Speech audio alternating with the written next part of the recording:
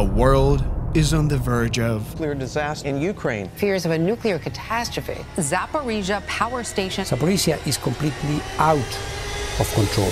Located in the city of Enerhodar in the south of Ukraine, Zaporizhzhya nuclear power plant has provided power to 30% of the country. The plant has a total capacity of about 6,000 megawatts. That's enough to power about 4 million homes. Well, that was before March 4th, 2022. That's the date when the hostile shells hit close to the plant for the first time, and the Russian military invaded it, taking the entire staff hostage. This satellite imagery now shows Russian troops positioned inside the plant perimeter. Since then, the Russian military has tightened the grip over its facilities, though all of them remain operated by Ukrainian staff. To make things worse, they clamped down on the plant personnel. One of its workers was actually beaten down to death by a Russian soldier. Suffering massive losses in the field, occupiers are weaponizing the nuclear plant. According to Russian official plans, the facility is to be annexed to power the earlier occupied Crimea and soon must be connected to the Crimea power grid.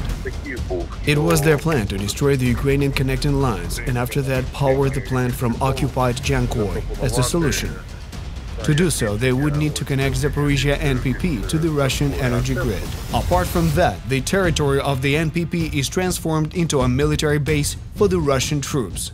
Russian forces also packed the spot with their weapons, explosives, and military hardware. Russia is now using the plant as a military base to fire at Ukrainians.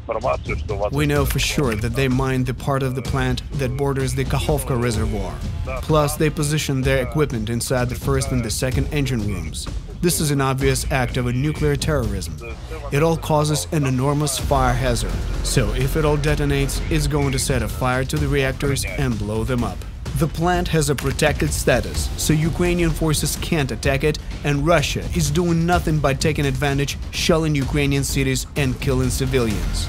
The city of Nikopol, right across on the other bank of the Dnipro River, is being shelled the worst these days. As if it weren't bad enough, Zaporizhzhya NPP, controlled by the Russian military, is literally a powerful tool for worldwide nuclear threat. Open nuclear blackmail. And these 6 nuclear units together with stored nuclear waste give solid ground for that. One of the latest shellings almost hit the nuclear containers, causing fire.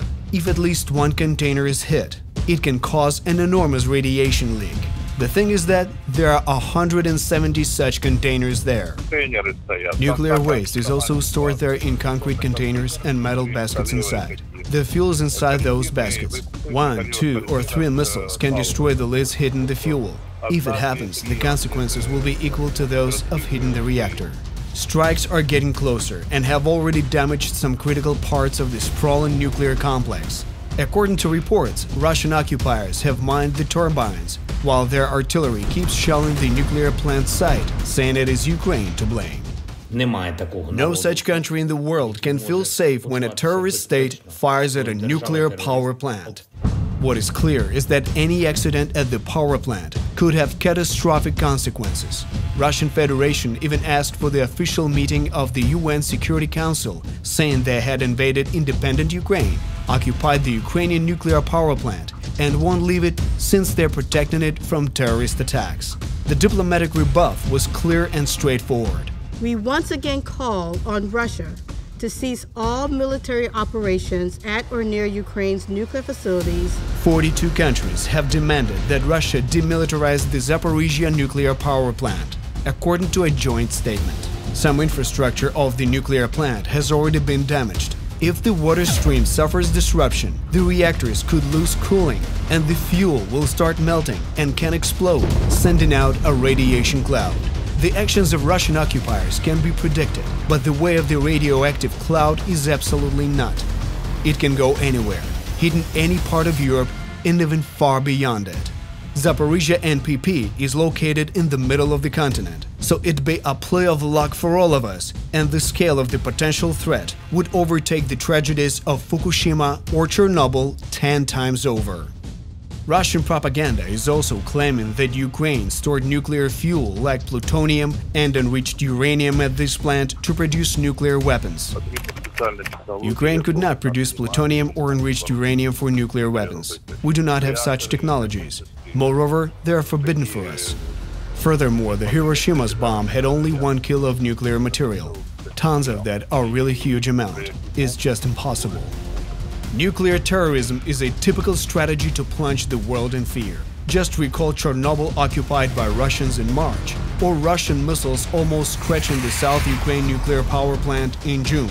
We should not forget that there are nuclear power plants in the European Union as well, and accidents are also possible there. All of this wouldn't be happening if Russia just weren't there in the first place.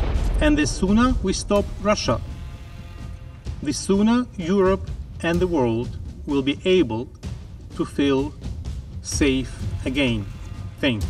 Now, when we're telling you this, the nuclear plant is under fire again.